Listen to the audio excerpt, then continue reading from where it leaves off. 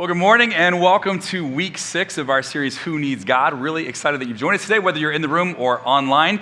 We've been looking at a lot over the last several weeks, but we kind of started by saying the audience specifically that I wanted to make sure heard this, and I hope all of us will, but certainly those who would identify themselves as nuns, N-O-N-E-S. The spelling really matters here a lot, okay? Nuns, N-O-N-E-S. This is people who, on a religious survey, if somebody said, what is your religious affiliation? You wouldn't check off Protestant or Catholic or Buddhist or Jewish.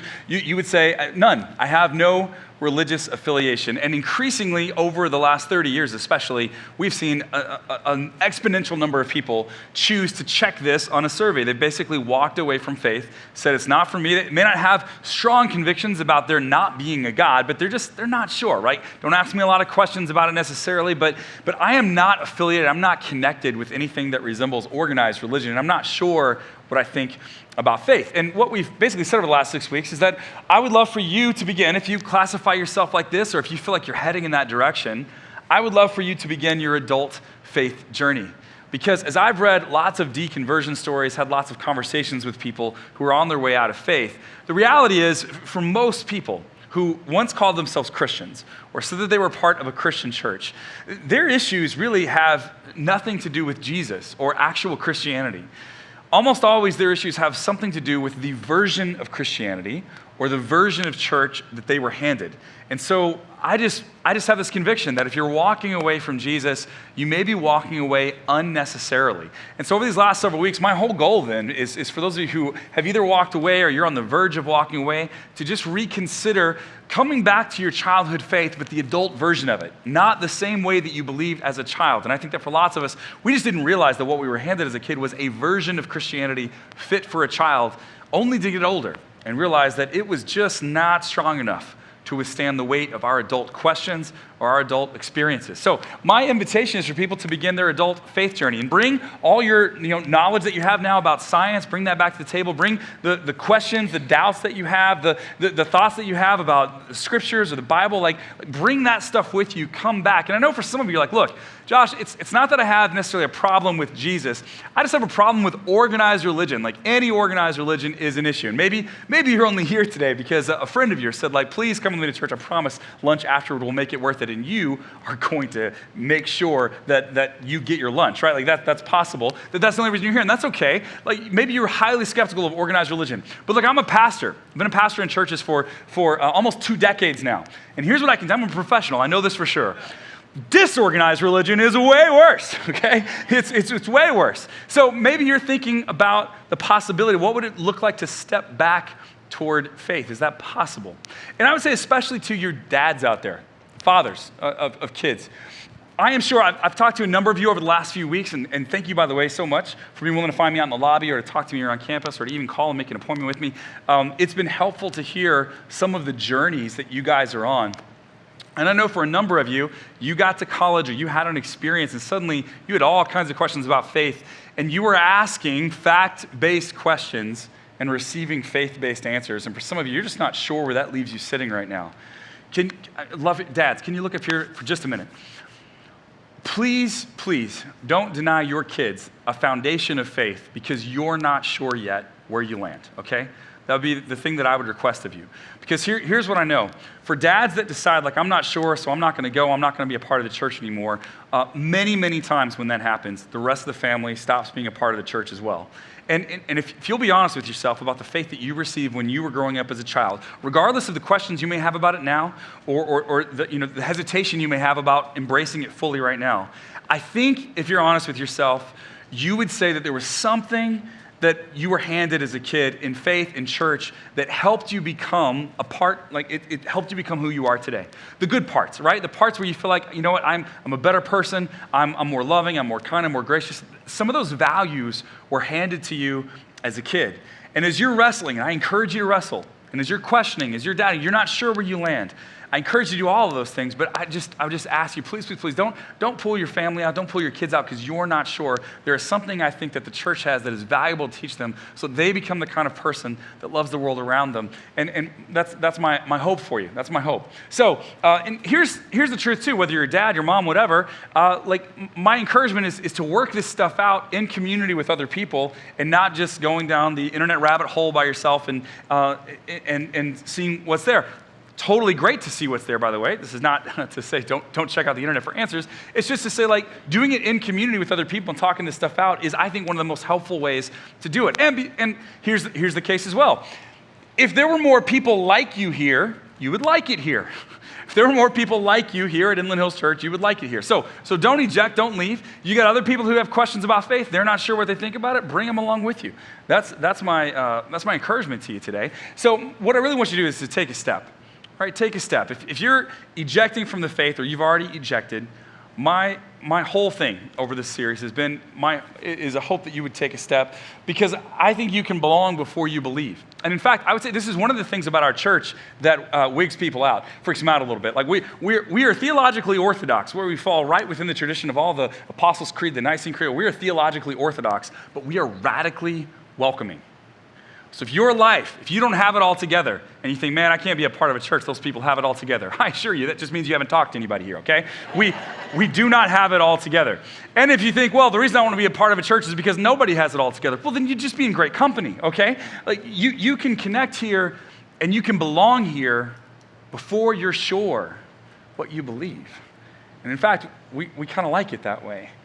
And so we'll work this out together as we all take some steps toward Jesus, and we'll probably have some different opinions along the way, but we'll work it out together, and we want you to know that this is a place for you. So today I'm going to maybe ruin this series as we're here at the last week by asking you to do something, and it's going to be a little bit challenging, all right? Here's what I want you to do. I want you to be honest, and the next part is what's going to be the more challenging part. I want you to be honest with yourself, because I think oftentimes it can be more difficult to be honest with ourselves than it is to be honest with the people in our lives. Here's the reason, by the way. Self-deception always takes us in a bad direction. But for many of us, we've deceived ourselves a little bit. Here's what I know. We've been talking these last 5 weeks, right, about all the hang-ups that people might have that may send them away from faith. And I know through conversation that lots of you have been in that place. So maybe you experienced the death of a loved one early on, and the expectation you had of God just was not met in that experience. And you found yourself in a place where you just feel like you couldn't believe anymore. Or for some of you, you were on fire for Jesus throughout your childhood, through middle school, through high school, and then you got to college. And you started reading some philosophers and some scientists, and you came back home and you asked questions of your parents or your pastor or people who you trusted in your faith community, and they kept giving you those faith-based answers to those fact-based questions. And after a while, you just feel like, I don't believe anymore. Like some of you, that's your story. But that's not everybody's story. For some of us, I think we stopped believing because believing felt inconvenient. For some of us, we stopped being a part of the church because we just didn't want to be a part of it anymore. And then we realized saying like, well, I just stopped believing, or I don't want to do it anymore. We realized that those weren't arguments, those were just statements. And so then we went looking for reasons to back up the decision we already made at like a gut level. And we do this all the time, by the way. That's nothing new. That's not surprising. In fact, Thomas Nagel, who was a professor at New York University, philosophy professor, law professor, and he wrote this book a number of years ago called Mind and Cosmos. That's the title. The subtitle, though, is one of the best subtitles ever. Why the materialist neo-Darwinian conception of nature is almost certainly false. It's a fairly long subtitle, okay? Nagel is an atheist. He's an atheist, and so he doesn't believe in God, but he also believes that there's that neo-Darwinian understanding of how this all started, natural selection by itself, purely cannot explain why we have something rather than nothing. It can't explain how he feels like it almost looks like the Darwinian process has been guided along somehow. So again, he's an atheist, but he just has trouble with this. And we've talked over the last several weeks, right? Followers of Jesus fall in a whole spectrum of what they believe about science. And lots of followers of Jesus believe that God used some kind of evolutionary process or natural selection in order to, as part of the creation process. And some believe otherwise, but there's a whole spectrum of belief. Nagel's an atheist who says like, it can't just be this. There has to be something more. And even before that, he wrote another book, and this one was called The Last Word. And in that book, he was really honest. This is one of the most honest things I've ever seen Christian or atheists put on paper. This is what he says in his book, The Last Word. He writes this: I want atheism to be true, and am made uneasy by the fact that some of the most intelligent and well-informed people I know are religious believers. Okay, I want atheism to be true, and it really bothers me that I know all these smart people who believe in God. It's almost annoying, actually. Like I want it to be true. I know a bunch of smart people. A lot of them believe in God. It's like, why would you do that, right? But he goes on, and this is, I just think, incredibly helpful for us. It isn't just that I don't believe in God, and naturally hope that I'm right in my belief. It's that I hope there is no God. I don't want there to be a God. I don't want the universe to be like that. How honest is that, by the way? I don't want there to be a God, not just because I want to be right in my beliefs. I'm just really uncomfortable with thinking that the universe works like that. And I think this is helpful and instructive for us because I think being honest with ourselves, like this man has done some soul searching. Like to be able to name that that's true, like he's really done some soul searching. He's being honest with himself. And I think for many of us, not all of us certainly, but for some portion of us who have walked away or are starting to walk away, the reason we walked away really had nothing to do with all of the things that we've talked about over the last 5 weeks. And we got to a place where we just didn't want to believe anymore. I don't want the world to work like that. I feel like that would be inconvenient. And there is a big difference between I don't believe it and I don't want to believe it. There's a big difference. And so this morning, we're just going to explore for a little bit. And if you find yourself here, I just want you to be honest with yourself. And that's not going to persuade you to believe, but I just want you to be honest with where you're at and why you are there. Blaise Pascal, 17th century French mathematician and inventor and philosopher and one handsome devil, once wrote this. He said, people almost invariably arrive at their beliefs not on the basis of proof, but on the basis of what they find attractive. That feels true, doesn't it? And in fact, we've done a lot of research. Psychologists, sociologists have done a lot of research over the last couple of decades, and we know for sure that this is true, that we arrive at our conclusions based on what we want to be true rather than on the facts. That is true. In fact, there's a great book out by a gentleman named Jonathan Haidt, H-A-I-D-T is his last name, called The Righteous Mind. And it explains, they studied hundreds and hundreds and hundreds of people, and it explains how they were able to find out how you would vote based on the way that you see the world. It had, we like to think like, the way that I vote for, whether I vote for a Republican or a Democrat, it's because I'm being rational about policy. That's cute. You're not. You have a way that you are inclined to vote that has a lot to do with your being with your core as to which tribe you kind of align yourself with. It's a fascinating book, The Righteous Mind. Check it out. It should make you have empathy for people who may vote differently than you or see the world a little differently than you. It's great. But basically, he's saying something now that we have evidence for that Blaise Pascal saw and understood hundreds of years previously, that we almost invariably arrive at our beliefs not because of proof, but because of what we find attractive. Why is that? Because most of us are not pursuing truth. We're not on a truth pursuit. That's not what most of us are doing. Most of us don't get up every day, right? Feet hit the floor, and we're just thinking like, I just want to know what's true today. I want to pursue truth today. That's what I want to do. Maybe some of you do. Most of us aren't on a truth pursuit. We're on a happiness pursuit. I want to be happy. And if there's a truth that conflicts with my happiness, I am less inclined to believe that is a truth because I don't want to be unhappy. So, and again, maybe a few of you are on a truth pursuit. Maybe every day you get up and everything, I want to find out what's true, I want to find out what's true, I want to find out what's true. And that's great if that's who you are. I probably don't want to hang out with you for too long, but like that's great if that's who you are. You may not be that much fun at Scrabble and stuff. But for many of us, we are on a happiness pursuit, right? We're not on a truth pursuit. That's why 6th century theologian, 7th century theologian, St. Augustine, he writes this: we love the truth when it enlightens us. We hate the truth when it convicts us. Yes. You remember when you were a teenager and you'd fight with your parents, right? You guys would just like go at it, just yell at each other. Like, why did you do that? Was it because as a teenager you knew you were right, you knew you had the truth, and you just had to get your parent to accept the truth? Is that why you fought? Did you? One person says yes. We'll expect you at the altar later. So I'm right. I know I'm right. They just need to realize I'm going to fight for the truth. You didn't fight for the truth. You fought to get your way. Yeah, we got some parents sitting next to her too. That's why we fight. We do not want someone else to tell us what's true. Actually, you ever been in the middle of an argument with someone, and then halfway through the argument you realize, uh-oh, they're right. What do? Do you apologize? Nope, you double down and keep going. So why do we do that? Why do we do that? And we just, maybe you even win the argument because you were a little faster on your feet than they were. Or you pulled the right fact at just the right time that just, it kind of bowled them over. Or maybe you got disconnected and you got the last word in real fast. So click, oh, good, I won that one. But you walked away and you won the debate in the fight, but you knew. Deep down inside, you knew. You can win the debate and lose the argument. And you knew.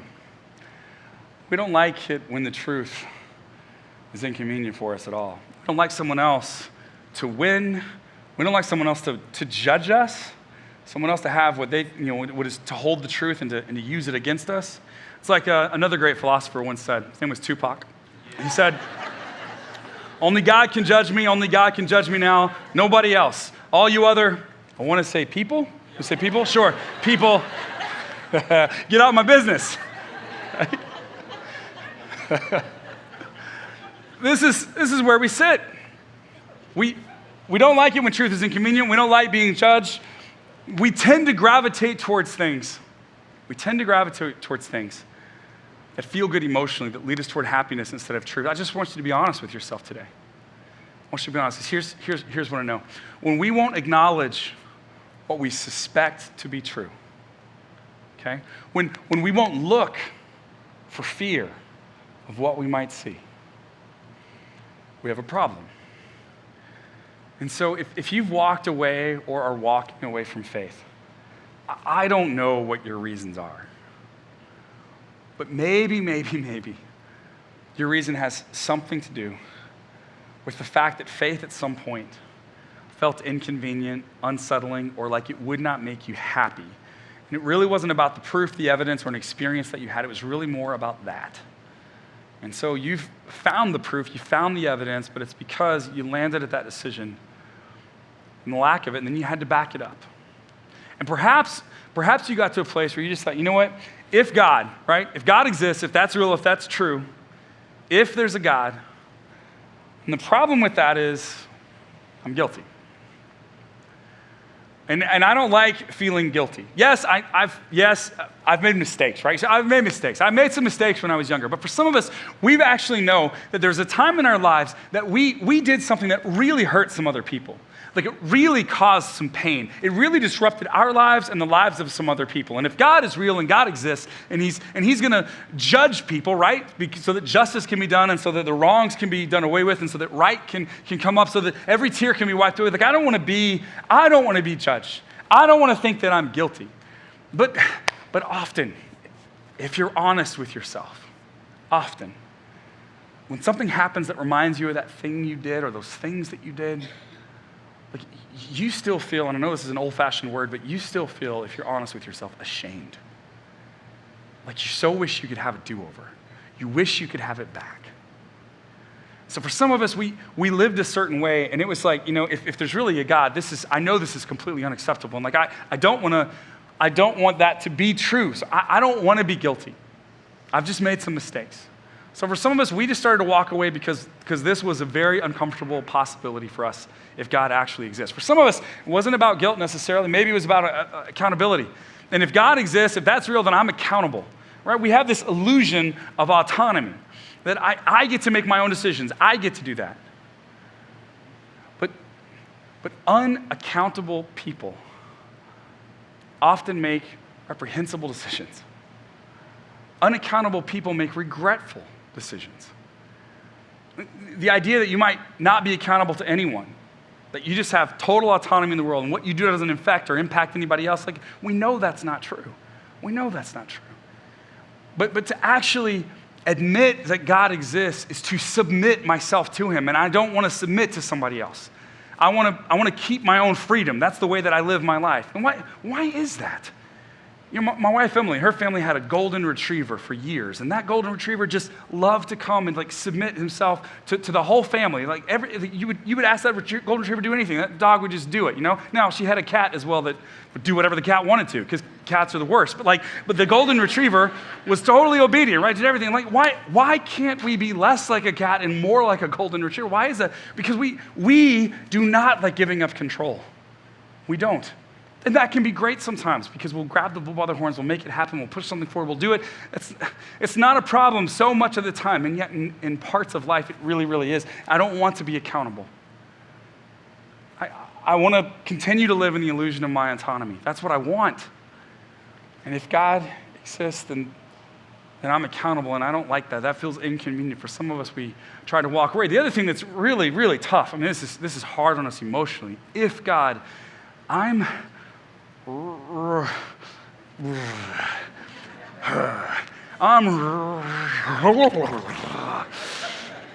wrong. If God, I'm wrong. He's right.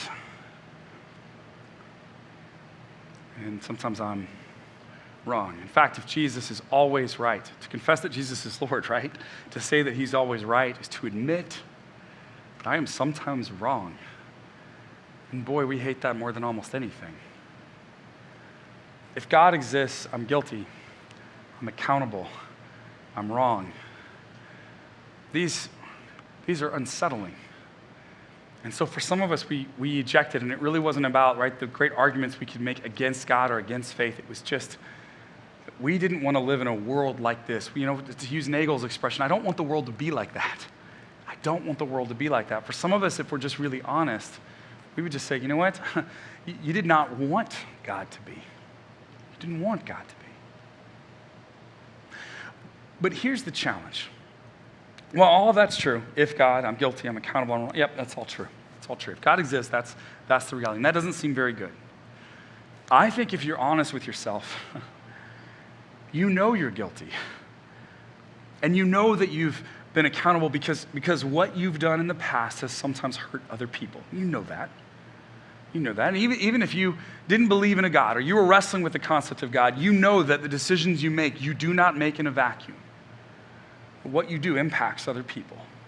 You know that you're not always right. If you're honest with yourself, you know that you're not always right. So who wants to live in a world where there's no remedy for those realities? Because here's the flip side of if Jesus is right. If Jesus is correct, if he really rose from the dead, if what he said about God is true, if God exists, then if Jesus is right, there's some other things too. If God, there's forgiveness. There's forgiveness. And for some of us, we desperately, desperately need forgiveness. And whether we get it from another person or not, we need to know that there's a way for restitution to be made, for the thing that we did that we're ashamed of to be actually put in our past and not get dragged up constantly. The writer of Romans, the Apostle Paul, wrote this in chapter 5 and verse number 8. He says, "But God demonstrates his love for us in this. While we were still mistakers, while we were still nobody's perfecters, while we were still, you know what? I meant to do it. I knew it would hurt her, and I did it anyway.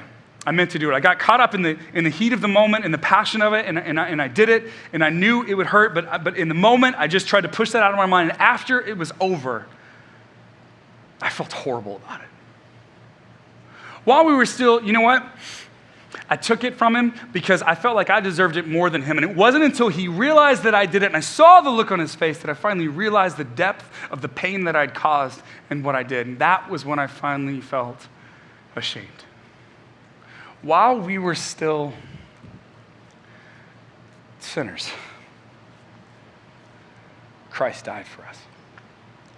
There was nothing that we had that God needed, nothing we could give him that he desired. We were people with a human propensity to make a mess of things. Relationships, this world, our lives. And while we were still those people, Christ died for us. If God, then there's forgiveness. And if God, there's relationship. We this last Wednesday night, we had a Q&A in this room, and really appreciate everyone who came in, asked lots of great questions that we wrestled with together. And one of the questions that was asked was, why did Jesus have to die, right? And I gave a long answer to that, and I'll give a shorter one this morning. Why did Jesus have to die? One of the things we talked about, there's a multifaceted answer for that. There's not one simple thing to plug in. One of the reasons is that if Jesus wanted to defeat the death that has had a strangle on humanity, he had to actually let death do its worst on him. He had to take it all in and had to let him kill him. In his resurrection, then he overcame the death. That's part of the answer. But here's another part of the answer. What does relationship require? Relationship requires sacrifice. For Jesus to willingly give his life up for you, for me, shows that he's serious about having a relationship with you. The Genesis story, right? Genesis, Adam and Eve. And whether you believe that Adam and Eve were literal people or a myth, and if it's a myth, it's the greatest myth that's ever existed because it explains, the ideas behind it explain so much that people decided to say, like, God, basically, you're in my seat. I want to go my own way. I want to do my own thing. And everybody just kind of lived how they wanted to. And the world ended up in total chaos, which is exactly what we see. And in the Genesis story, the beauty of that is that right away, God invites them back into a relationship with him. They have to leave the Garden of Eden, but the prophecy happens right away that this thing that caused you to stumble and fall will be taken care of. The serpent who deceived you, your child, will crush that serpent's head under its foot. And then Jesus comes and does that exact thing to show that the relationship that we abandoned, that we walked away from, that we didn't want to have anything to do with, God worked and worked and worked to restore it. If God, there's forgiveness. If God, there's relationship. Also, if God, there's truth. There's truth, right? Justice has a grounding point. Justice has a paradigm. All the oughts, all the shoulds. Why should we do that? Why ought we to do that? Well, if God, there's truth in the world. There's something to actually be followed, to be measured, to be understood. If God, there's actually truth in the world. And look, I know that if God, that also means all kinds of things. Yes, it means I'm guilty. It means I'm wrong. It means I'm accountable. Yes, but it also means there's forgiveness. It also means there's relationship. It also means that there's truth. And why would you want to live outside of this story? See, you know, if you're honest, you know that stuff is true, that you wrestle with guilt and wrongdoing. You know that. So how do you resolve that? And Jesus gives us a way. And all that we've talked about over the course of this series, we've tried to take the arguments against God very seriously and to give you lots of space to explore. And if the question is, who wants God? Then at various times in our lives, the answer for probably all of us has been nobody. At various times in our lives, there's been a time we say, I don't want God. I think you read through the scriptures, all the biblical heroes of the faith, there's been times where they didn't want God. They pushed back, they pushed away. So if the question is who wants God, then at various times the answer is nobody. If the question is who needs God, I think the answer is everybody. Who needs forgiveness and relationship and truth? You may or may not know this, but Jesus had brothers and sisters. And we're given some of the brothers' names as well. James was one of the brothers, ends up being a leader in the early church. And the other thing that's fascinating is you read through the Gospels, Matthew, Mark, Luke, and John, Jesus' brothers and sisters thought he was nuts while he was walking around. And some of you can relate because you have brothers and sisters who you think are nuts. Jesus at one point is teaching this group of people, and his family comes to take him away because they're embarrassed about him being there. Like, Jesus, like, you're giving a bad name to the family. Can you just get off? Like, come on, man, come back home. And so someone tells him, like, hey, your family's here to pick you up. And he says, no, actually, my family's here. The people who are my brothers and sisters are the ones who listen to the words that I give, and they live them out. That's who my family is. They were not convinced that their brother was their Lord until after they saw him die and raise from the dead. As you can imagine, if you have siblings, like, it would be quite a thing for you to become convinced that your brother was your Lord. That would be quite a thing. But once James sees Jesus raised from the dead, he believes that Jesus is Lord. James actually becomes one of the leaders in the early church. And he leads the church in Jerusalem, which is kind of the epicenter of where it all busts out. He plays a huge part in the Jerusalem Council when they're arguing over whether people can come into the faith of Christianity, come in to follow Jesus without having to obey all the Jewish laws and customs. James is one of the ones who thinks that it is good for us to set aside the old covenant because there's a new one now. In 62 AD, about 32 years after James saw his brother crucified on a cross and raised from the dead, the Sanhedrin, a Jewish religious council, held an illegal meeting, found a loophole in order to hold an illegal meeting, and found that James should be sentenced to death. They threw him off the pinnacle of the temple, and when that didn't quite kill him, they took stones and they stoned him to death in the street. He died because he believed that his brother was his Lord and the only way to reconnect and find a relationship back with God. And before he died, he wrote a letter. It's found in your New Testament, and we're not very creative with names, so it's called James. And he says this, and I want to conclude our series with this. He says this in James 4:8. Come near to God, and he will come near to you. I have to imagine there's a few of us who may have been on our way out or may have already walked away from faith. But if we're honest with ourselves, we miss it. We miss the relationships. We miss the purpose. We miss feeling some kind of connection with the God of this universe that we don't have now. And if the invitation is to come close to him and he'll come close to us, for some of us, that may really resonate this morning. That may feel like exactly what we need to do. He goes on, he says, wash your hands, you sinners. It's just saying, like, you know what? We've all committed something wrong. We've all done something that's hurt other people. Can you just recognize that? The way to wash up is to be honest with yourself, to acknowledge that you don't have it all together, and purify your hearts, you double-minded. Most of us have two minds sometimes. It's a call to purify that. And hey, we live in a world, right, that is fractured. Humility has gone out the door. Everybody thinks that they're the best. They're puffing up their chest. The way that I vote, my politicians, my people, my team, my tribe, it's all the best. We're wrong. We're right. You're wrong. You're wrong. You're wrong. We're right. We're right. You're wrong. That's the world that we live in right now. We see it all the time on social media and in the actual media, like everywhere. And in the midst of that world, maybe it's helpful to hear James say, humble yourselves before the Lord. And it feels to me like the world could use some followers of Jesus who have chosen the pathway of humility rather than the I'm right and you're wrong pathway. Humble yourselves before the Lord and he will lift you up. Now, in just a few moments, we're going to baptize some people. We've been in conversation with them over the last several weeks, and they've decided that they want to give their life to Jesus, make him the Lord of their life. And that's just the starting place, right? But they want to actually reorient their entire life around Jesus so that a year from now, their life looks more like Jesus than it does today. And 10 years from now, it looks more like Jesus than it does a year from now. They just want to keep walking that path. That's discipleship. That's becoming an apprentice in the way of Jesus. And so one of the first steps on that journey is to be baptized, to get into the water. The water represents, joining Jesus in his death and his resurrection. The water represents the freedom that God gives us from the sin, the wrongness, the mistakes that might hold us back. And so we're going to have them get in this water. When they come up out of the water, we are going to go bananas in here, right? We're going to cheer just like we would if, the Lakers actually won a game. We're going to go crazy and cheer, and it's going to be fun, all right?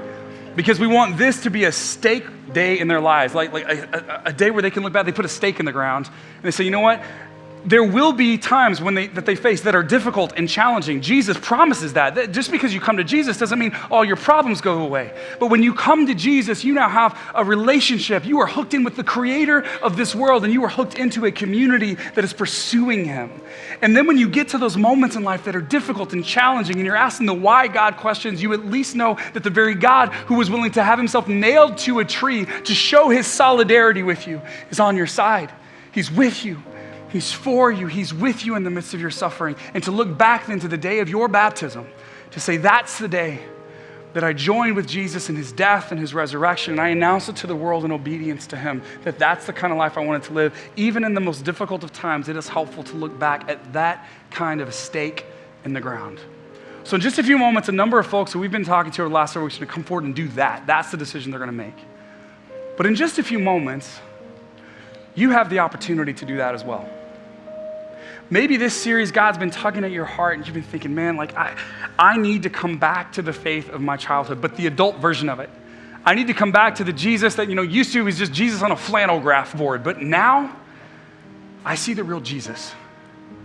And really, who needs God? The whole question is pretty good. Who is Jesus? And if you've decided that Jesus is your Lord and you've never made the decision to be baptized as an adult, the invitation is for you to come down. We've got dry clothes for you to ride home in, okay? Like we thought this out. There's a changing tent that they set up outside. It's luxurious. It's not, but it'll work. And so we want to give you the opportunity today to do that. So in just a moment, we'll have us stand together. The band's going to come out and sing a song. We're going to worship together. It's about 4 minutes long. I'm just trying to give you all the information up front, okay? Which means you have about 4 minutes to decide whether you want to try and get baptized this morning, just to announce to the world the thing that's already happened in your heart is that I've decided to move toward Jesus as my Lord. Today is not an end point, right? It's a beginning. It's a beginning. But it's a beginning that we would love for you to take, and if you feel compelled to do so, we'd love for you to have the opportunity to do it this morning. In just a moment, when we start singing, you can go to either of these sides of the room. There's people here, friendly people. They're all friendly. We had a few unfriendly people volunteer. We're like, get out of here. So just the friendly ones are here. And they would love to get with you to just confirm your commitment, and then we'd be happy to baptize you this morning. And you'll join with a bunch of other people in our first hour and in this hour as well who are making that decision. But that's the invitation. Would you stand together with us? Let's worship God this morning, and we'll do baptisms in just a few minutes. Come forward if you'd like to follow after Jesus in baptism.